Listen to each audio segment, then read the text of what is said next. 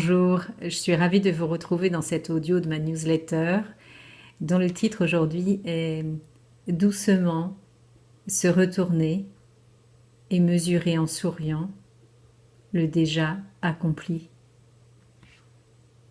Je suis Sylvie Retailleau, créatrice du blog croireenses-ressources.com.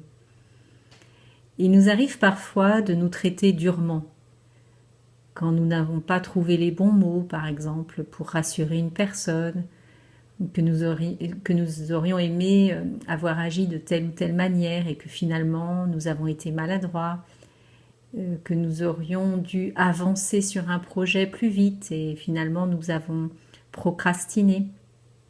Bref, à chaque fois, j'ai l'impression que la tentation est grande de nous flageller pour ce que nous n'avons pas fait correctement. Ou quand tout simplement nous nous sommes éloignés malgré nous de notre idéal.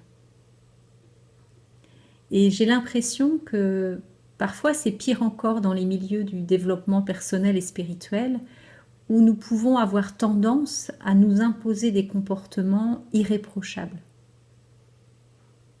Ce faisant, malgré notre envie d'évolution, nous continuons à nous maltraiter.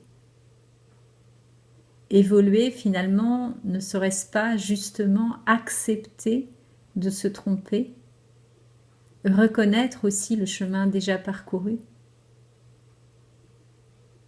Au lieu de se reprocher de n'être pas encore la personne parfaite que nous aimerions être, ce qui relève de l'utopie, combien de fois prenons-nous le temps de nous retourner, ne serait-ce qu'un petit instant, et de regarder les progrès déjà accomplis. Regarder le chemin et se dire « Waouh, bravo !» Par exemple, il y a 10 ans, il me fallait des jours et des semaines pour remonter la pente après avoir été dans une difficulté, dans une tristesse, etc. Aujourd'hui, en quelques heures ou minutes même, je parviens à me reconnecter à ma joie.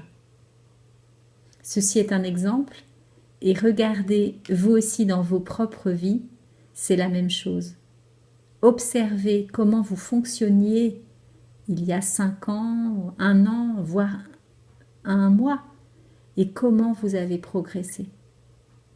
Reconnaissez la personne que vous êtes déjà devenue, au lieu de vous concentrer toujours et encore sur ce que vous auriez dû dire, faire ou être. Soyez bienveillant et doux avec vous-même. Voilà, c'est mon invitation de la semaine et je vous souhaite donc une merveilleuse semaine. Je vous invite à partager si vous avez aussi envie de donner de la douceur à quelqu'un qui vous est cher. À bientôt.